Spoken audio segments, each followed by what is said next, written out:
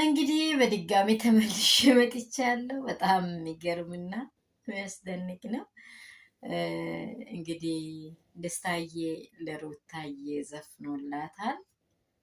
በቃ መጨረሻዬ ነው ያልኩት ዘላለም ፍቅሬ እያለ እንግዲህ ስለ ዘፈን ብዙ እንትን ባልልኝ በጣም ውስጡን የከነከነውን ነገር እያወራ ነበረ።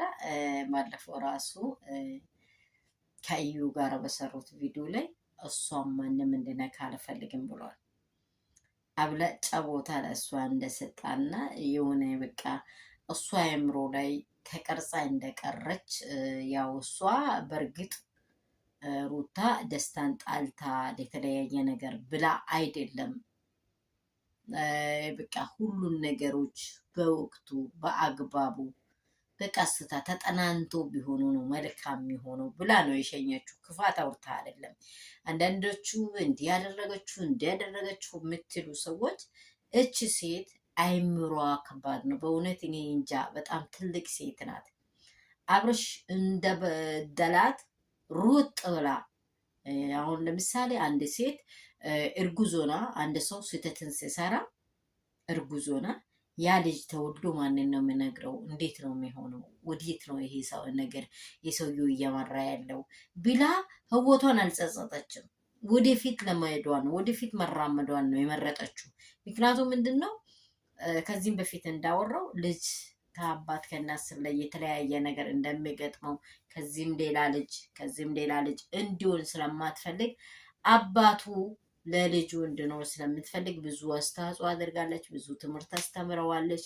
ይቅርታን ጠይቀዋለች። በቃ ይሄን ወዲህ ኋላ ያደረገችውን ነገሮችን ማሰብ እንትን ባንልም አይቀርም። በቃ ሁላችን አይምሮ ላይ ሩታ አስቀምጣለች መልካም ነገር ማለት ነው።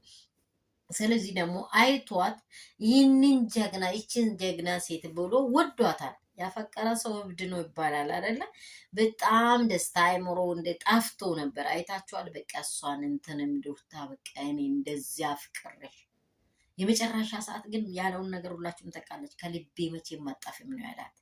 ከልብሽ ልቤ ውስጥ እንደምትኖሪ እንዳትረሽ ብሎ ቁጭ አድርጎ ነው ሄደው። አሁንም ቢሆን በቃ የመጨረሻ ያለ በቃ መውጣት መግባቱ በጣም ውስጡ ተረብሾ ያለውን ነገር እንትን እያለ መጥቷል። አዲስ ነገር ይዞ ግን እሷም ደግሞ የእሱን ፍቅር ልትቀበለው ያልቻለችው ለምንድን ነው ካላችሁ እንደ መጀመሪያ እንዳወራሁት እንደ ሀሳቡ እንዳይነሱ ኢሹ ምንድን ነው አንድ ሰው ተደብላልቆ ያንንም ቀንጨብ ሲያደርግ መልካም ነገር አይመጣም። አጥንቶት የሆነ ነገርን መጨረሻ እርምጃ ላይ ስደርስ ያ ሰውም የትም አይሄድም።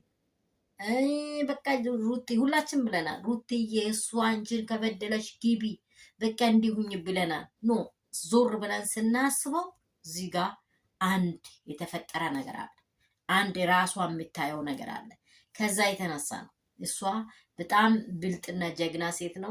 መልክን ውበትን አይደለም ውስጣዊ ማንነቷም ጀግና ናት። እቺ ሴት ውስጣዊ ማንነቷ፣ ሀሳቧም፣ ግሬስነቷ ያላት ነገሯ በቃ ትናንትና ራሱ ብታዩት ሰዎች ምንም የሆነ ነገር ሲያወሩ አፋቸውን ሲከፍቱ ራሱ የምታወጣው ቃል መስማር የያዛ ነው። ግቡን የነካ ነው። አንዳንድ ጊዜ ሰዎች ሲያወሩ ግብ ያልነካ ነገር ሲያወሩ ምንም አይጣፍጥም። ሰላማችሁ በክርስቶስ ይብዛ። ያላችሁበት ስፍራ ሰላማችሁን ሁሌ እየተመኘውኝ መዳም ቅመሞቼ ውዶች፣ አገር ውስጥ ከሀገር ውጭ ያላችሁ እግዚአብሔር ይጠብቅልን፣ እግዚአብሔር ይጠብቃችሁ። ይህንን ነገር ለእናንተ ላደርስ መጥቻለሁ። ደስታዬ በጣም እየታወኩልሽ ነው። ሩታ አይገባሽም ወይ አይሰማሽም ወይ እያላት ውስጡን የከነከነውን ነገር እንግዲህ ብሎ እያወራ እንትን እያላት ነው። ከልቡ እንደሚፈልጋት እያሳያ ነው። ይሄንን ደግሞ ሩታ በእርግጥ ትሰማዋለችም አለችም ብዬ አስባለሁ። እንግዲህ እሷ ተቀዋለች። እሷ ህይወት ላይ እኛ እንዲህ ግቢ አንልም። ምርቱ መንገዱ በእሷ እጅ ስላለ ለምን ይቺ ሴት ይህንን ነገር መቀበል? ቁሳቁስ ለእኔ አልታመንም ብላለች። ቁሳቁስ መኪናም ብሰጥ ቤትም ብሰጥ ህይወት አይሆንም። እርምጃውን አውቃችኋል። ህይወት አይሆንም። ህይወት የሚሆነው መጀመሪያ የሰው ልጅ ከነማንነቱ የቀረበው ሰው ከነማንነቱ ከነሙሉ በቃ ሁሉ ነገሩን ትቶ የቀረበው ሰው ምንድነው ህይወቱ ማንነቱ ራሱ ነው። በቃ ከቁሳቁሶች ጋር አይደለም የምትመዝኑት ህይወታችሁን ከቁሳቁሶች ከሚኖረው ነገር አይታችሁ ከሚጠፋው ነገር ጋር አይደለም። ግን ወደፊት ነው ያሰበችው። እንግዲህ ሁለቱንም እንግዲህ እኛ ሜልካም ይሁንላቸው ብለን ነው ሁሌ የምንመኘው። ደግሞ ሁሌ ጊዜ ደግሞ ትዳራቸው ላይ ደግሞ አብርሽና ሩታዬ ደግሞ ታርቆ እንዲኖሩ ሁላችን ፍላጎታችን ነው። እግዚአብሔር ካደረጋቸው በጣም ደስ ይለናል። ሩታዬን ደግሞ ምርጫዋን እሷ ታውቃለች። ይህንን ቪዲዮ ደግሞ ላይክ ሼር ሰብስክራይብ አድርጎ ለብዙ ሰዎች አድርሱ። እያደረጋችሁ ያላችሁ ደግሞ አብያችኋለሁ። ከልቤ ውድድ ነው የሚያደርጋችሁ። በቃ ተባረኩልኝ።